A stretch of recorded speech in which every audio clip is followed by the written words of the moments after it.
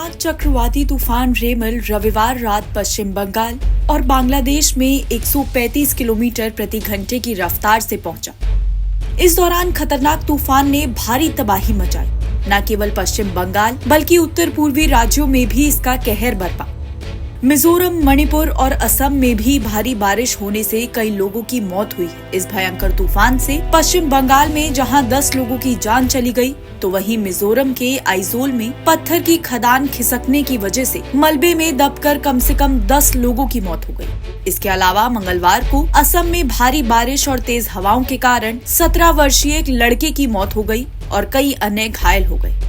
रविवार रात बांग्लादेश के तटीय क्षेत्र में चक्रवाती तूफान रेमल के आने से 10 लोगों की मौत हो गई। इसके अलावा तूफान के दौरान 1,50,457 घर क्षतिग्रस्त हो गए। बांग्लादेश के तटीय जिलों में कुल 9,424 आश्रय स्थल खोले गए हैं और 800,000 से ज्यादा लोगों ने वहां शरण ली है। इसके अलावा 52,146 पालतू जानवरों को भी वहां रखा गया है। बांग्लादेश की प्रधानमंत्री शेख हसीना द्वारा जारी निर्देशों के अनुसार मंत्रालय द्वारा उठाए गए कदमों के कारण कोई बड़ा नुकसान नहीं हुआ है। इसी बीच चक्रवात प्रभावित क्षेत्रों में लोगों को उपचार प्रदान करने के लिए कुल 1,471 चिकित्सा दल गठित किए गए हैं।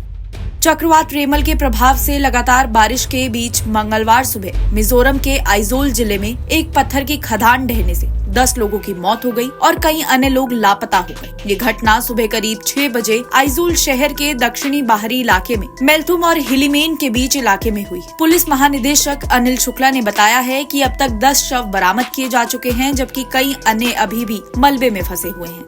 मलबे में फंसे लोगों को बचाने के लिए सभी प्रयास जारी हैं। हालांकि भारी बारिश के कारण अभियान प्रभावित हो रहा है। एक अन्य पुलिस अधिकारी ने बताया है कि मृतकों में 7 स्थानीय हैं, जबकि 3 राज्य के बाहर के हैं। चक्रवात रेमल के कारण मंगलवार को असम में भारी बारिश और तेज हवाओं के कारण 17 वर्षीय एक लड़की की मौत हो गई है और कई अन्य घायल हो गए हैं। सोनितपुर जिले के ढेकियाजुली में एक पेड़ एक स्कूल बस पर गिर गया और 12 बच्चे घायल हो गए। उन्हें स्थानीय अस्पताल में भर्ती कराया गया है। मुख्यमंत्री हेमंत बिस्वा शर्मा ने कहा है कि खराब मौसम जारी रहने की उम्मीद है। लगातार भारी बारिश के कारण मंगलवार को मणिपुर के कई इलाकों में पानी भर गया, जिससे सामान्य जनजीवन प्रभावित हुआ।